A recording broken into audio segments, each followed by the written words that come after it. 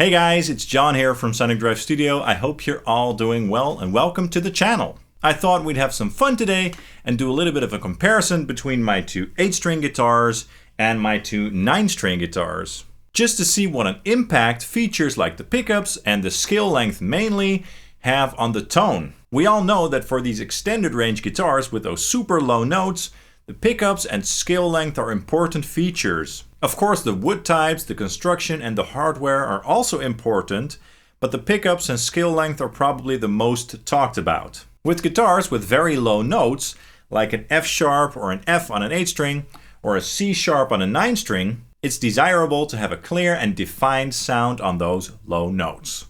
So clear and sort of bright pickups do help with that, and of course the scale length as well. Those aspects have a great impact on the tone and especially on the clarity. And not only is it good for the clarity, but also for things like the intonation, and the playability also is affected by the scale length. Okay, so let's take a quick look at the guitars that we're going to compare. The first one is my ESP LTD SC608B 8-string baritone guitar. This is of course one of the Stephen Carpenter signature models. Stephen is of course the guitarist for Deftones. Now this guitar has a 27-inch scale length, so that's the shortest scale length of these four guitars. And this guitar has an active Fishman Fluence Steph signature pickup set in it. I also really like the fact that this thing has a neck-through construction, which is great for sustain and overall tone. Now this guitar feels really good to play and it sounds great too, as you'll hear. And like I said, the scale length on this with 27 inches is the shortest of these four guitars, but despite that, the sound is still very clear and punchy. Other 8-strings that I've owned in the past with the same scale length did not sound as good as this one. The Fishman pickups really play a big part in that. They are very clear and defined sounding, and they also have a very high output when compared to the other pickups in this comparison. So, a great guitar. And by the way, all these guitars are strung up with Elixir strings. This one has a set of 9s for the bottom 6 strings, a 54 for the low B, and a 74 bass string for the low F sharp. The second guitar is my beloved and legendary Ibanez M80M Meshuggah signature model. This one over here, this lovely beast. I really love this guitar. It's one of my favorites. I'm a big Meshuggah fan, so obviously that helps, but it really has that thing going on. Now this one has a pretty long scale length with its 29.4 inches, and the Lundgren pickup in here also sounds very brutal. Now this is the only guitar in this comparison with a passive pickup, so it will sound a bit more dynamic, with a bit more punchy lows and more open highs. The active pickups tend to sound a bit more even across the spectrum and a bit more sort of compressed. And this one has a bolt-on neck and it plays really nicely and it sounds absolutely amazing. Very punchy and clear, just an amazing guitar. This one is also strung up with Elixirs, a set of 9s, a 52 for the low B, and a .70 bass string for the low F sharp. Normally I have this guitar tuned down to F, but for this video I've tuned it up to F sharp. Now let's move on to the 9 strings.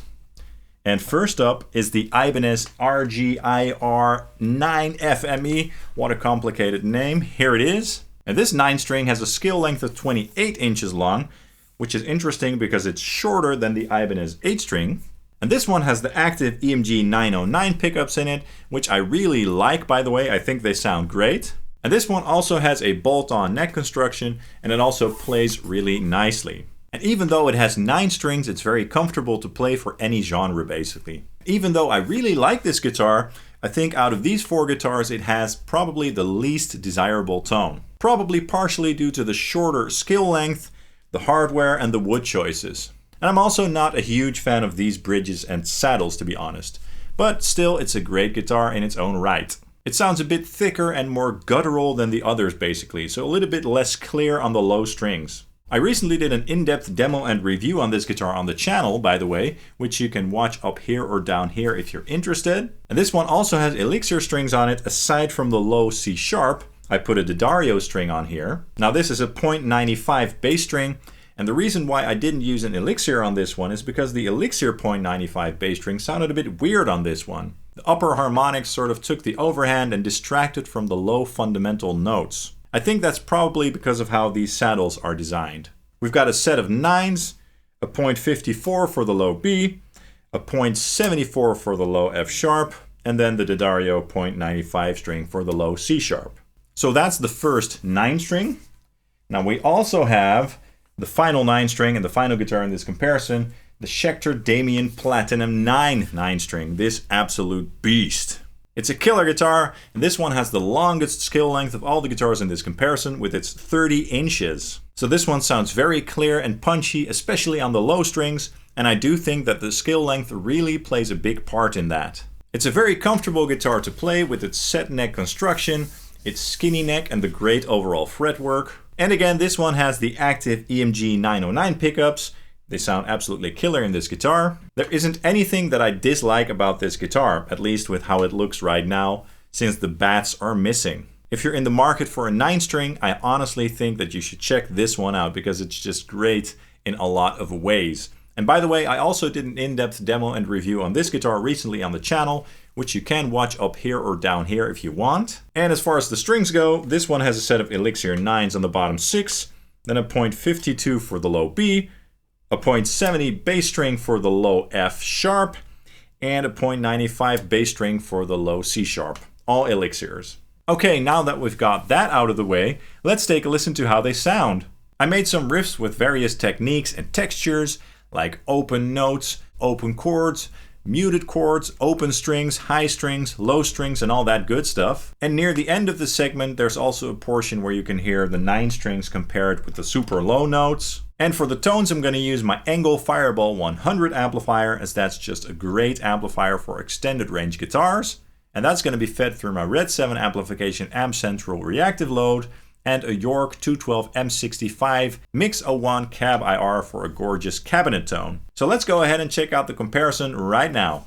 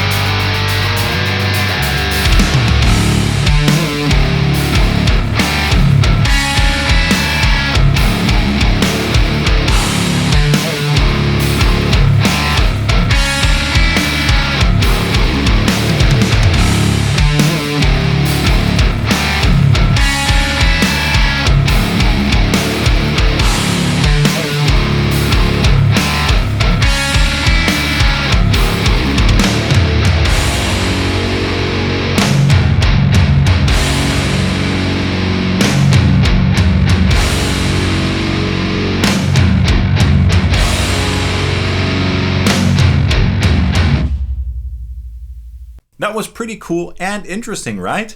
I honestly think that they all sounded good in their own way, but they all sounded pretty different. The LTD sounds pretty clear and tight, especially considering the shorter scale length for an 8-string. And the output of the Fishman pickup is pretty high when compared to the others. It sounds great.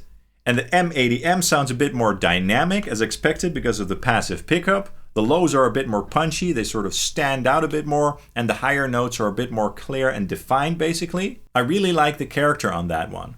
The Ibanez RGIR9FME sounds a little bit more guttural and sort of low and sort of tubby basically than the others, a little bit less clear basically. And the Damien Platinum 9 string sounds very clear and punchy indeed. Now let's also check out that comparison in isolation, so with just the guitars. Here we go.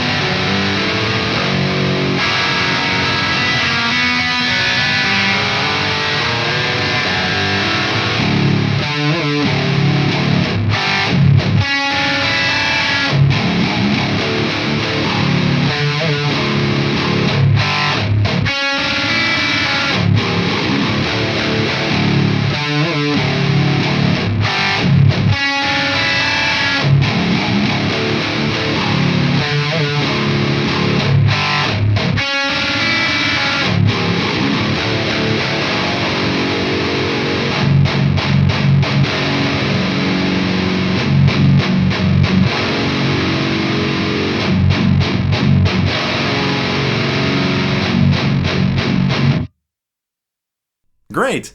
So I hope this video gives an idea of how these four guitars differ in sound and how the pickups and scale length all play a big part in that. Let me know in the comments down below what your thoughts are and which one was your favorite in this comparison. That's all for this video. I really hope you enjoyed it. If you did, please consider hitting the like and subscribe buttons down below, as that really helps the channel out. I'd hugely appreciate that. And you can also follow Sonic Drive Studio on Facebook, Instagram, and Twitter. Thank you so much for watching, and I hope to see you guys very soon. Cheers!